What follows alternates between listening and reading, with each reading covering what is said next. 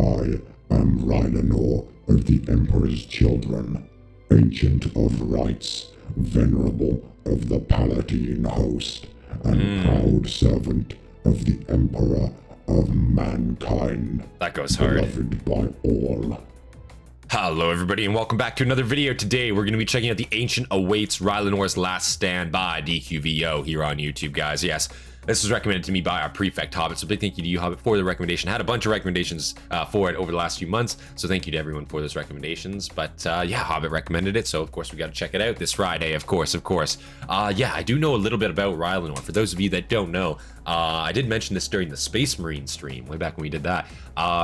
I guess one of my first auditions for voice acting was actually technically for Rylanor, so I do know a little bit about his character, not a lot at all. I know in the context of 40k, I believe he is a dreadnought, and I know that about him. I know he's a fucking badass, and I believe in the context of this story, this is what Hobbit told me, the 1,000 Sons basically are dispatched to this world from Magnus himself to investigate a strange signal, and apparently it picks up right when they kind of get there, right? So I'm gonna be interested to see what this has in store for us. If you guys enjoy the reactions, make sure you guys hit that like button, subscribe for more content from me, of course. Leave your recommendations down in the comments below, what you guys want me to check out next. And yeah, if you guys want to see more Warhammer content, of course, let me know what you guys want to see, and hit that like button, guys. You know, if you don't hit that like button, I don't know if you guys want to see it or not. That's all I'm saying. You know, you gotta hit that like button. But yeah, without any further delay, guys, let's get right into this video. We're already liked up, captions are on, quality 1080p, sick, full screen. Without any further delay, guys, let's get it.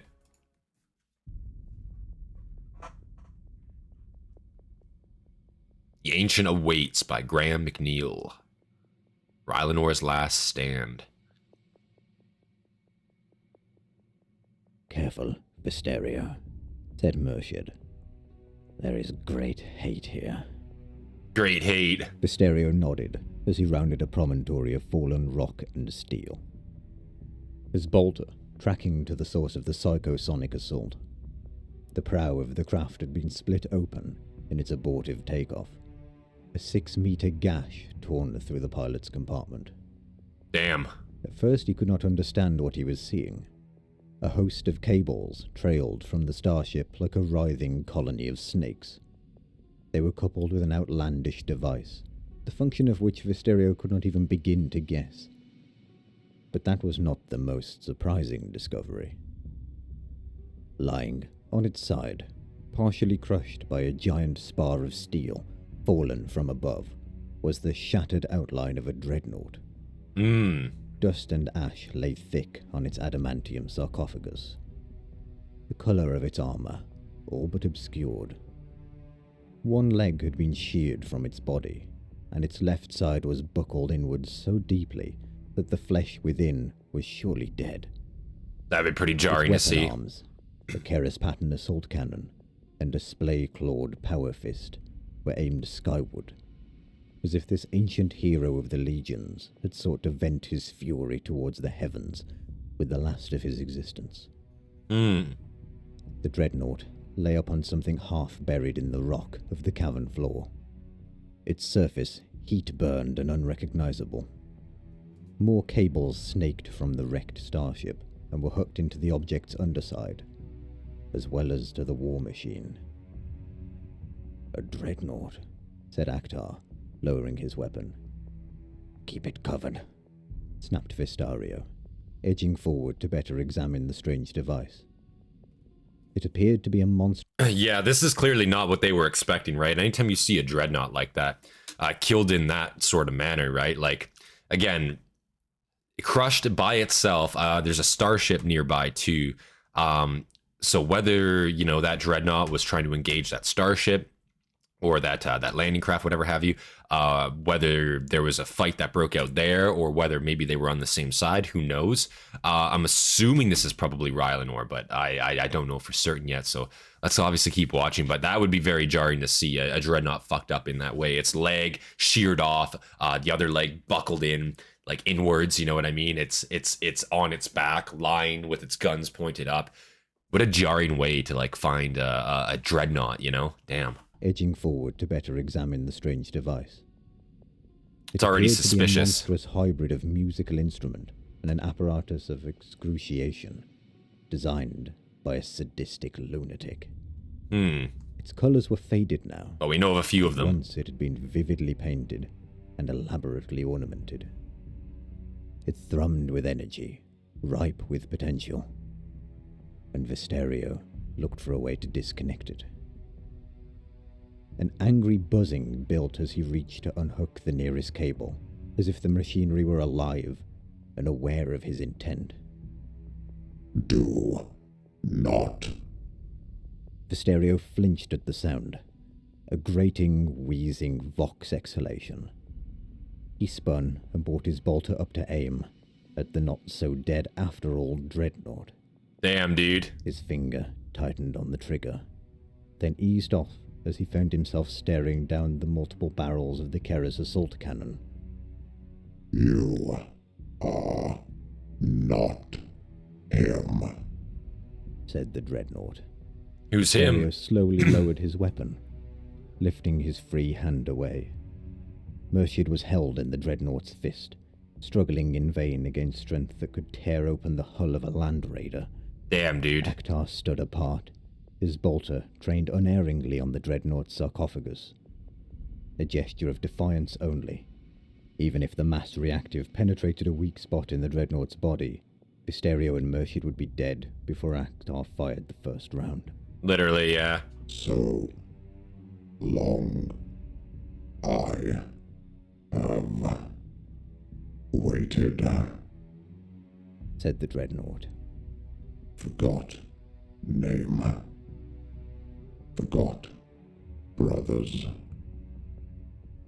Only hate endured. Only vengeance sustained me. The towering biomachine's voice was redolent with power, its words halting at first, then growing in coherence, as if the very act of addressing the warriors before it was rekindling a memory of speech. Soft light built within the cracked augmentic orb that was all that remained of the war machine's sensorium. Could it... I have to say, like, the condition that he's currently in, like this dreadnought, is rather insane. Like, the fact that he's still alive, and God knows how long he's been there. That's the thing. Like, you know, before these 1,000 Suns came and unearthed him, I guess, found him, right? He said he's been there so long he forgot his name, he forgot the name of his brothers, he forgot his legion. I'm sure he'll remember here in a little bit, but goddamn, like, it kind of gives you a bit of context to just how long he's been sitting there for. I wonder, damn. Orb that was all that remained of the war machine's sensorium. Could it see him? And what would it make of his warplate's color? What legion are you? 15th, said Visterio. The sons of Magnus the Red, the Cyclops, the Crimson King, Sorcerer Supreme, Master of Prospero. How fare the 15th after so long? Tell me you did not fall into the same trap as my brothers. Damn, dude. Tell me you endure. Do they and yet endure? Stand at our father's side. He doesn't know, thought Visterio. All these years trapped below, and he doesn't know. How could he? The 1,000 suns endure, he said. I may be smashed and clinging to life, but I know evasion when I hear it. Visterio shrugged. You would not like the truth. My like or dislike for the truth is immaterial, said the dreadnought. Truth is all we have. It is our shield against falsehoods. When Damn, dude. Can be twisted to become weapons, nothing good can endure.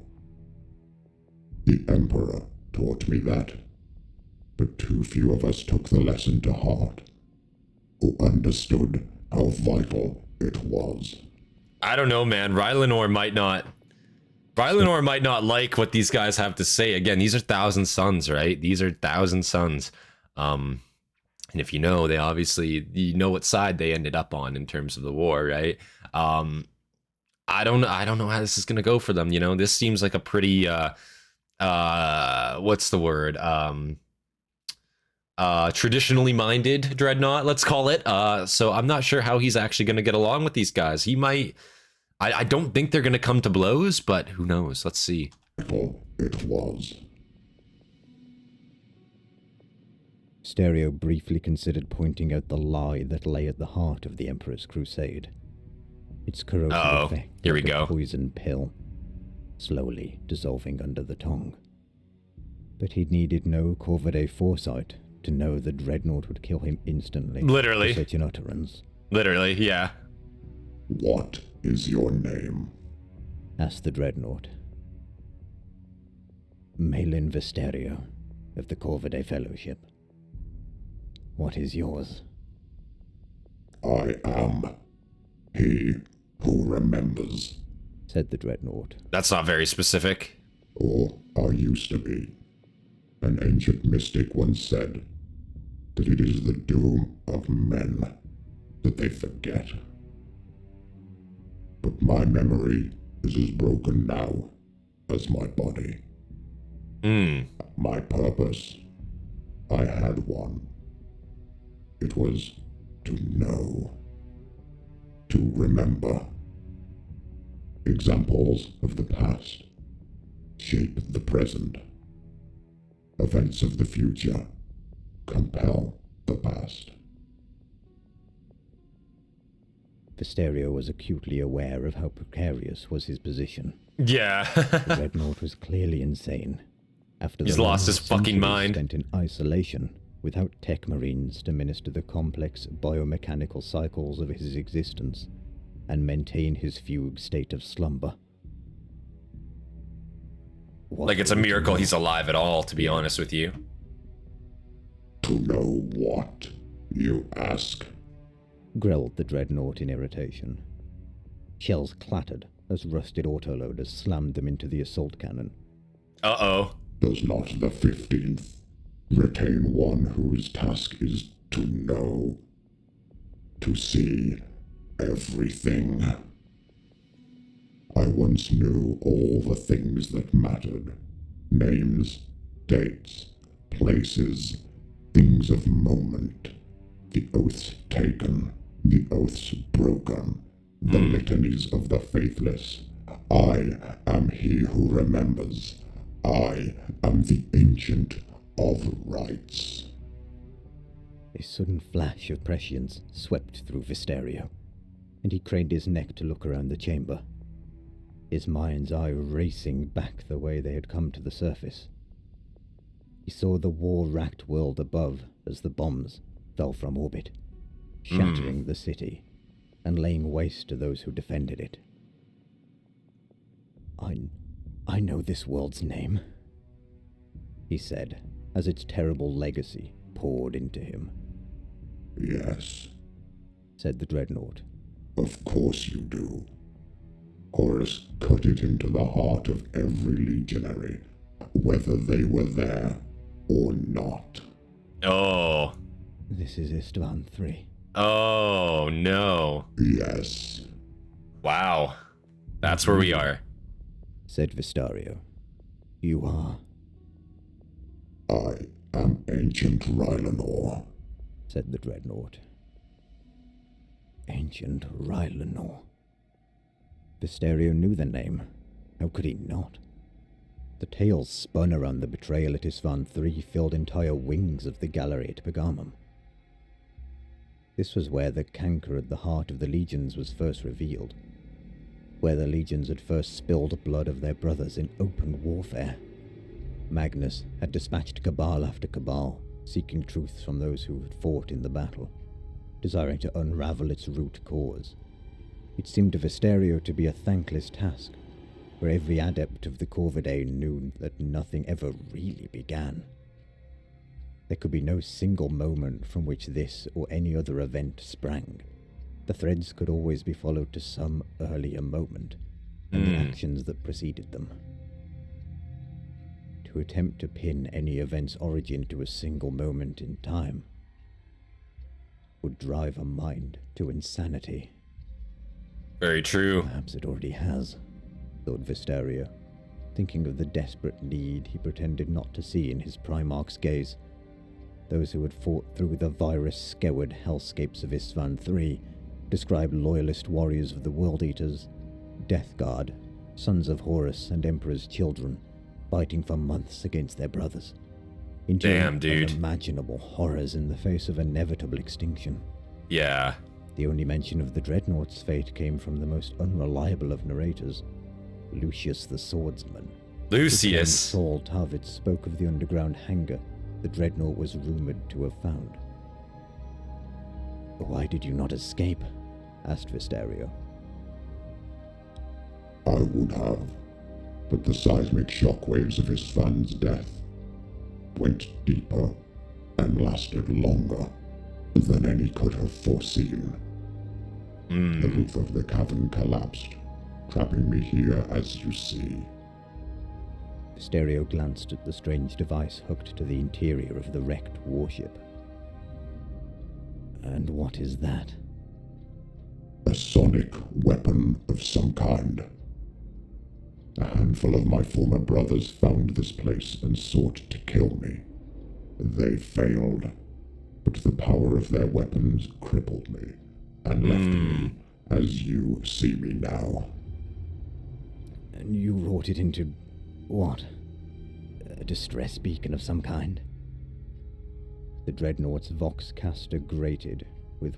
Very interesting. So this isn't even like the first Astartes that have necessarily found him, right? And I don't know if the what the Legion was of the prior Astartes that found him.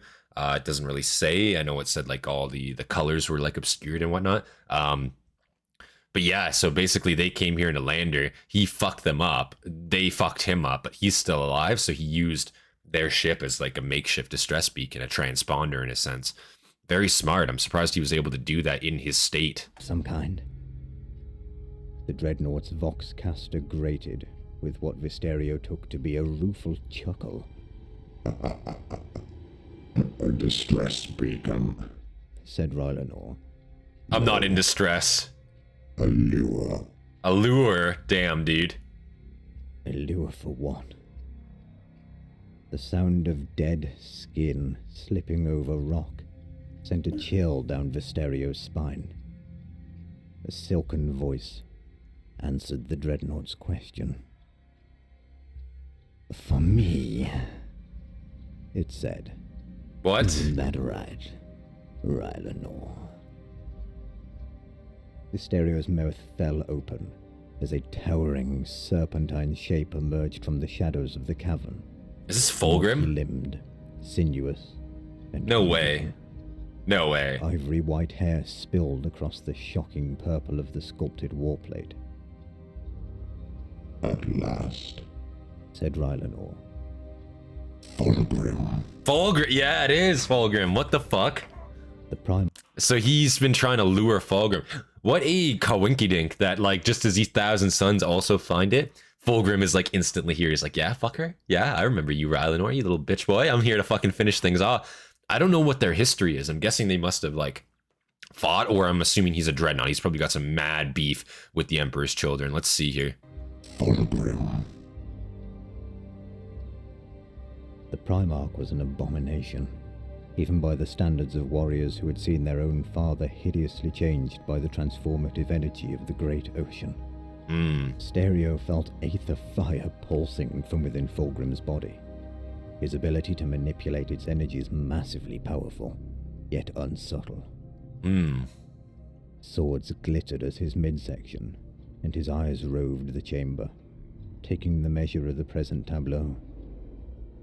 How long had he been watching and listening? The whole time. Centuries since the Battle of Terror, the Phoenicians' behavior defied rational understanding or a sense of predictability. Magnus himself had given up any form of prognostication concerning his brother's actions.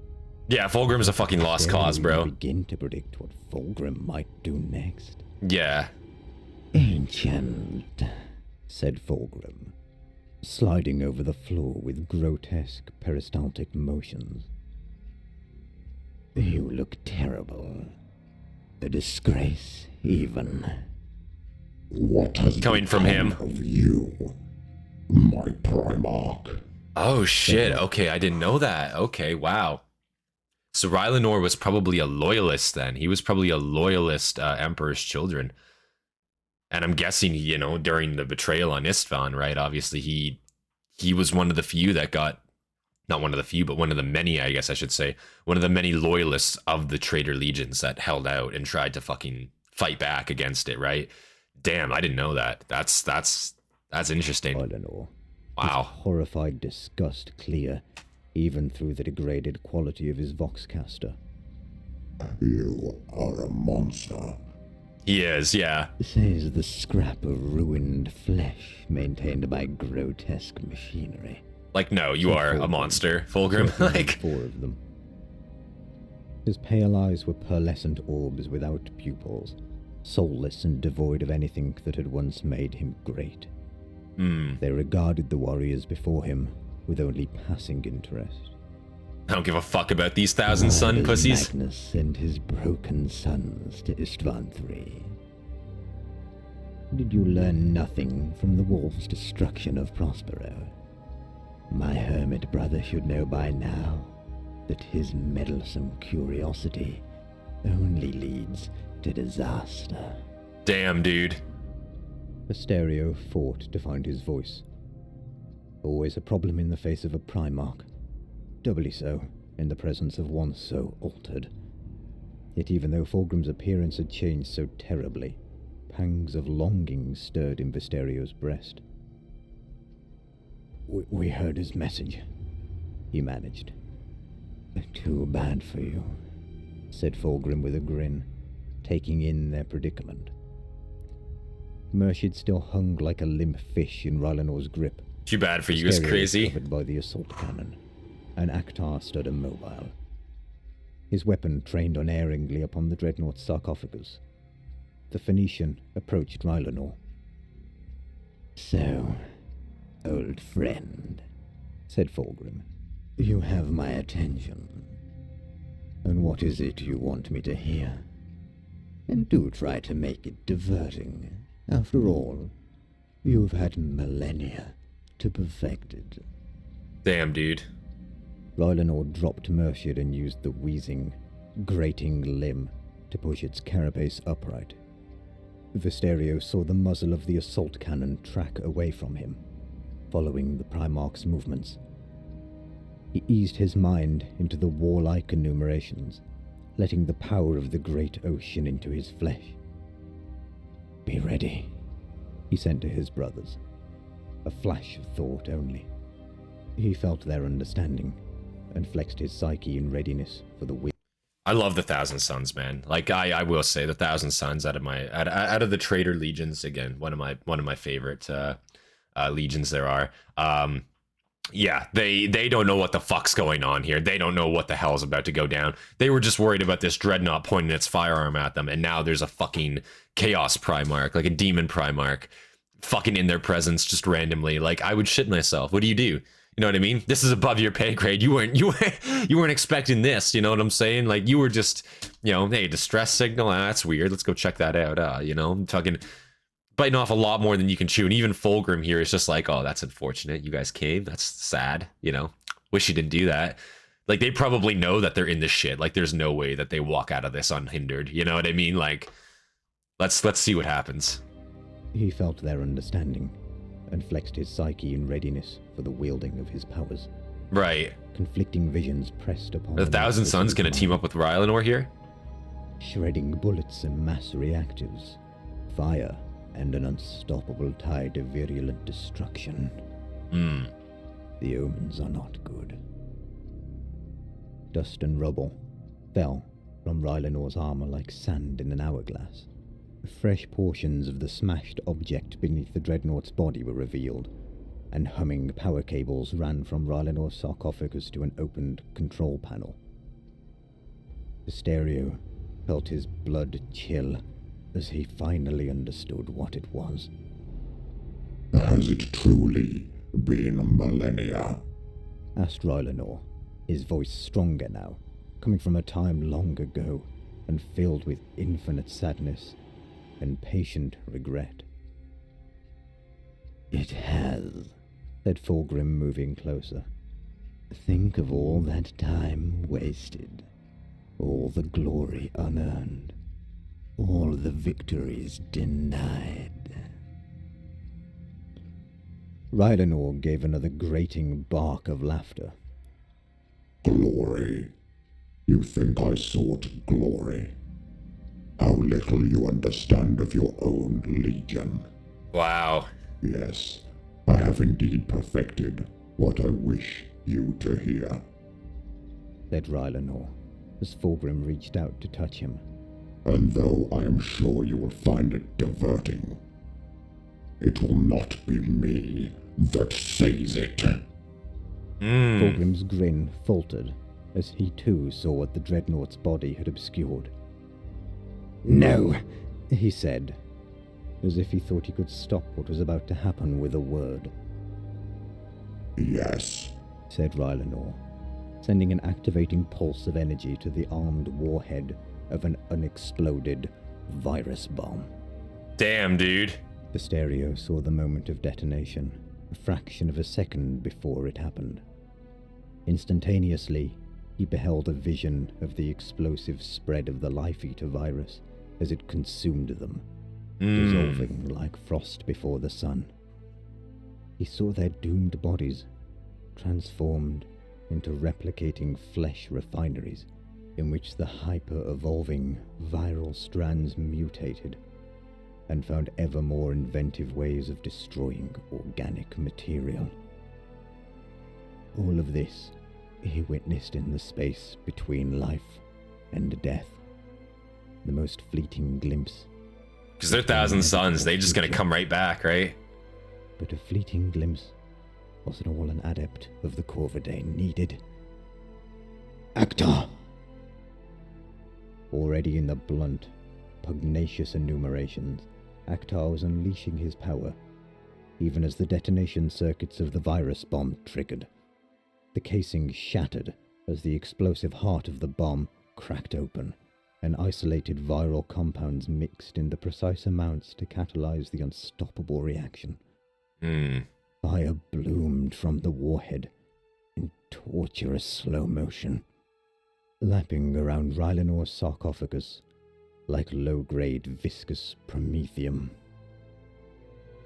I cannot hold it for long, cried Actar, his Raptora powers stretched to their limits in holding back the Oh, is he holding it? Oh, shit. Stereo reached out with his mind and poured his powers into the warrior, feeling Mershid do the same. Okay. Fulgrim laughed as the creeping death slid slowly over the dreadnought's body. Is this it? He said. You sought to draw me here to kill me. Rylanor triggered his assault cannon, but fast as quicksilver, Fulgrim caught it and crushed it before it could fire. No, I don't think so, said the Primarch, effortlessly ripping the arm from the dreadnought's body. Sparks flew from the ruptured limb, and Fulgrim gave the weapon a dismissive glance before tossing it aside. You betrayed us, bellowed Rylanor. Your sons. You led us here to die. There is no forgiveness for that. None. You must die by my hand. The Emperor's justice will fall upon you. Damn, dude. Not even Fulgrim, the Illuminator, can escape the Life-Eater. Fulgrim leaned in close to Rylanor and shook his head. You can know. You wish me dead, he said, scathing pity dripping from every syllable. Why?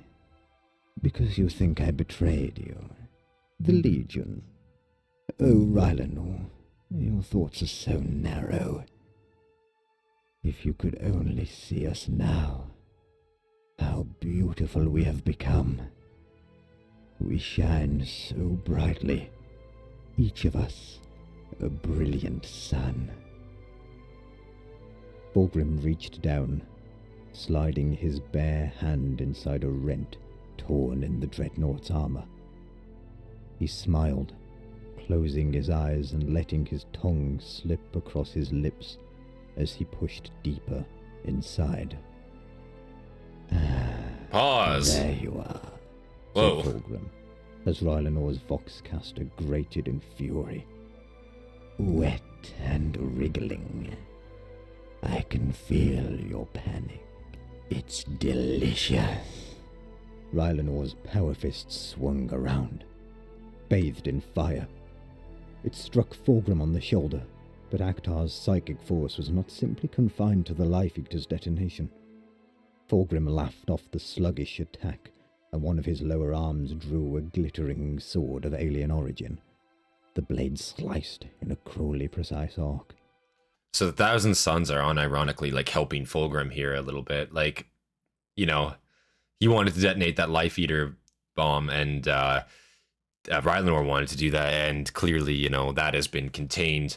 It's currently being contained, and he's not able to actually swing on, you know, Fulgrim at all. He's not able to do anything to Fulgrim. Fulgrim's also just way more powerful than him, so he's not going to be able to do shit to him anyway, right? But he's not even able to try, you know what I mean, is what it feels like because of these Thousand Suns. It's sad to see, but they're also worried about their lives, you know what I mean? Like, this is very bad timing for them to be here. Cutting through the fiber bundle motivators and servos. Rylanor's arm fell limp at his side. Visterio watched the viral fire spread over the dreadnaught's carapace, slipping inside his buckled plates of armor. Rylanor did not care whether he lived or died, only that Fulgrim went with him. Do not do this, barked the dreadnought. Why not? I'm your master. I can do whatever I like. Yikes. I can crush you, or I can raise you up. Return to the Legion. Accept the gifts of the Dark Prince, and you will walk at my side, clad once again in flesh. You can be anything, old friend. I will sculpt you into something beautiful. A god to these mortals.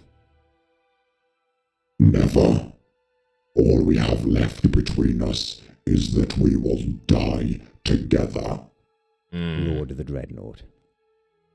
The upper portion of his carapace burned with blue flames. I am Rylanor of the Emperor's Children, ancient of rights, venerable of the Palatine host, and proud servant of the Emperor of mankind. That goes hard. Beloved by all. I reject you, now and always. Fulgrim laughed and said, I'm sorry.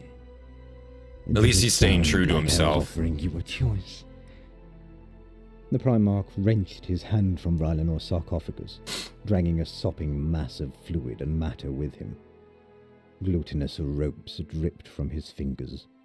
He was like a midwife, holding a mewling newborn.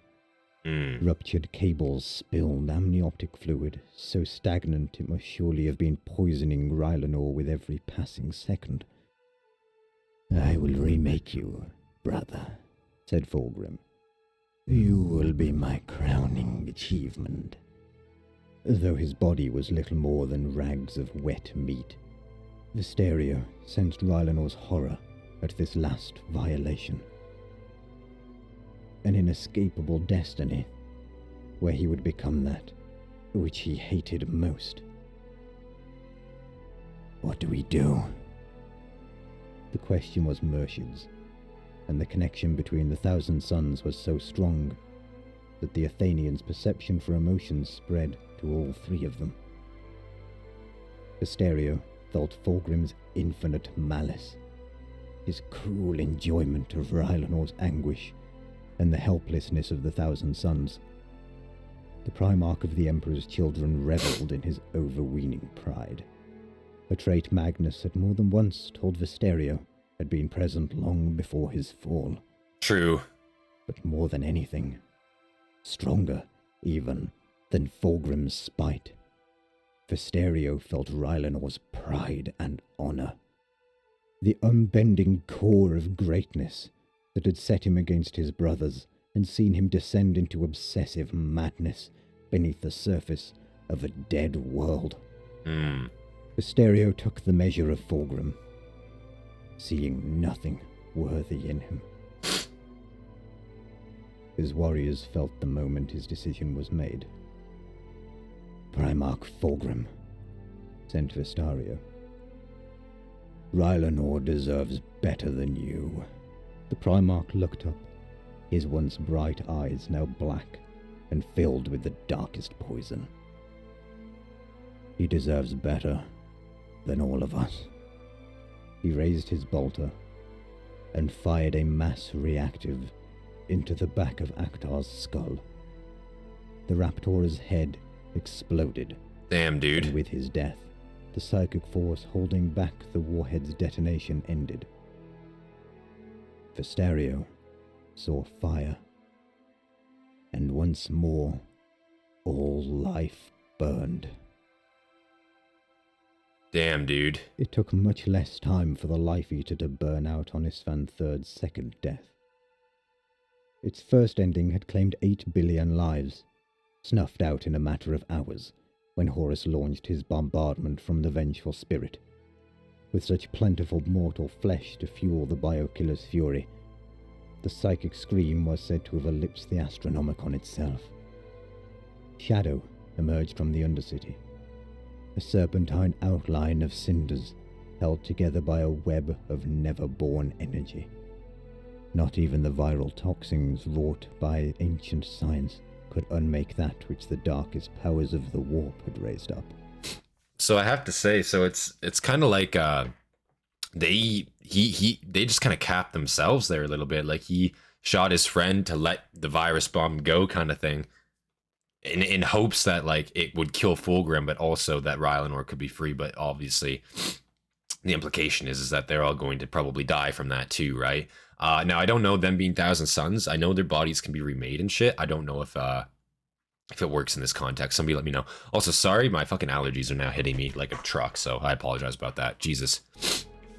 Phoenician's form was already weaving itself anew, but his soul was broken. For no pain, no hurt, and no injury could wound such a being as much as denial of its magnificence. That was ancient Rylanor's final victory. Wow, that was really good.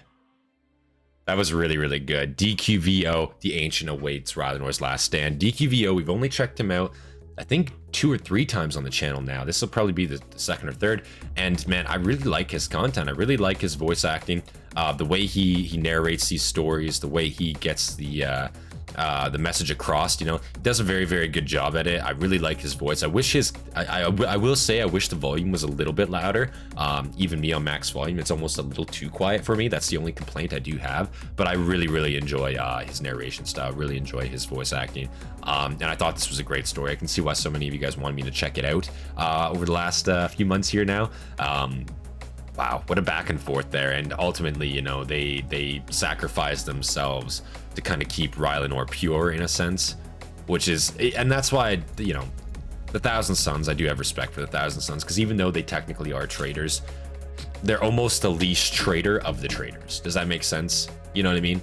Like, it happened because Magnus was a fucking idiot, not because he actually genuinely wanted to betray the Emperor. You know what I mean? That's all it is, right? So I don't know, I respect them a lot more, and I definitely feel for them in instances like this, because they do seem to still have a moral compass to some degree, you know what I mean? Sometimes yes, sometimes no, but in this case, yes, you know, and that shows, you know, that means a lot. So yeah, if you guys enjoyed the reaction, make sure you guys hit that like button, subscribe for more content from me, of course, leave your recommendations down in the comments below, and big thank you to all of our members, all of our Hastati, our Triarii, Principe, Dagenhart, and of course our Prefect Hobbit. I appreciate you guys. You guys inspire me to make more content for you guys every single day. And with that, guys, this has been Satirian. I'll see you guys on the next one. Peace, guys.